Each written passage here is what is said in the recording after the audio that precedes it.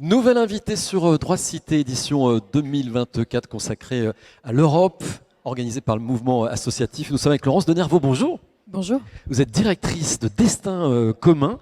Les élections européennes approchent, on en parle ici sur Droit de Cité, c'est le dimanche 9 juin. Et Destin commun présente à l'occasion de ce Droit de Cité les résultats de son étude sur l'état de l'opinion et des visions des Français et Françaises sur l'Europe.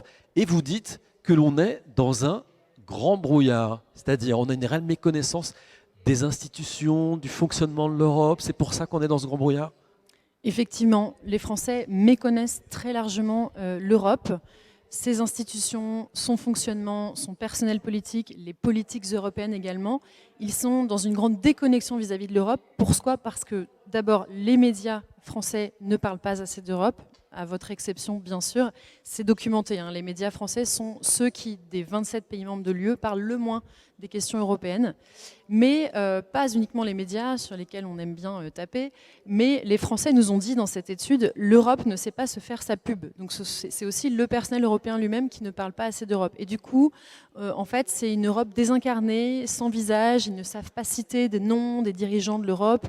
Ils ne comprennent pas le fonctionnement et du coup, ils projettent leur propre référentiel national. Par exemple, une jeune femme nous a dit est-ce que en fait, les députés européens, ils ont un 49.3 européen? Vous voyez, on projette le référentiel qu'on connaît quand on n'a aucune idée de comment ça fonctionne.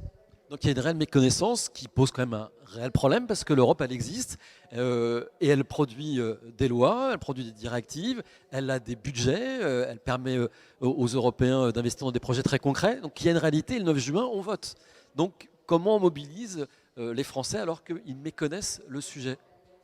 Alors, pour mobiliser les électeurs en vue des élections du 9 juin, je pense qu'il y a deux enjeux.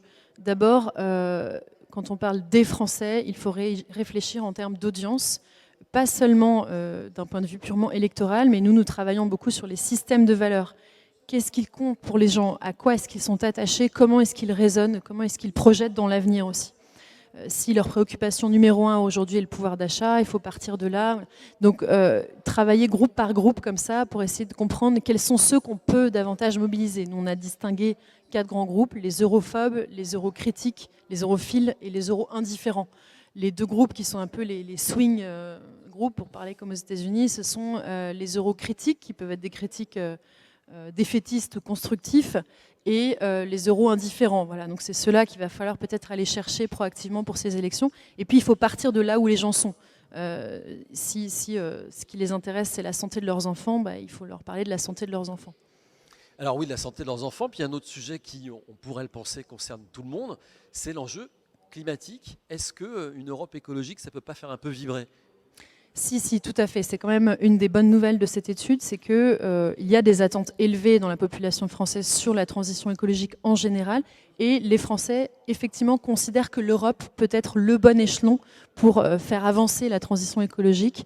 Et ils ont des attentes vis-à-vis de l'Europe. Et leurs attentes, là aussi, justement, alors même qu'ils ont une méconnaissance totale, par exemple, du Green Deal, qu'on parle de Green Deal, d'agenda vert, de pacte vert, personne n'en avait entendu parler dans les gens que nous avons interrogés. En revanche, leurs attentes sont à un niveau très quotidien, très concret. C'était boire, manger, respirer. L'alimentation, la qualité de l'eau et l'accès à l'eau et la pollution de l'air.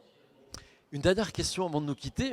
Quel pourrait être le rôle des associations? On est ici sur Droit de Cité, toutes les associations sont réunies. Quel pourrait être leur rôle pour contribuer à cette mobilisation, cette meilleure connaissance des institutions européennes pour qu'on puisse voter en conscience le 9 juin?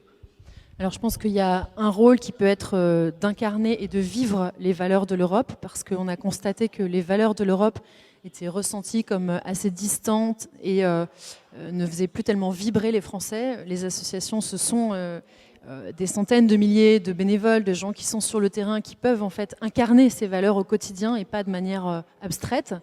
Et puis justement, dans la proximité aussi, c'est le deuxième rôle des associations, c'est montrer aux citoyens français ce que l'Europe leur apporte dans leur vie, au-delà de très grands chiffres de politique publique ou de sigles qu'on ne comprend pas, rendre ces enjeux beaucoup plus concrets. Merci beaucoup, Laurence Denervaux. Merci à vous. Je rappelle, vous êtes directrice de Destin commun.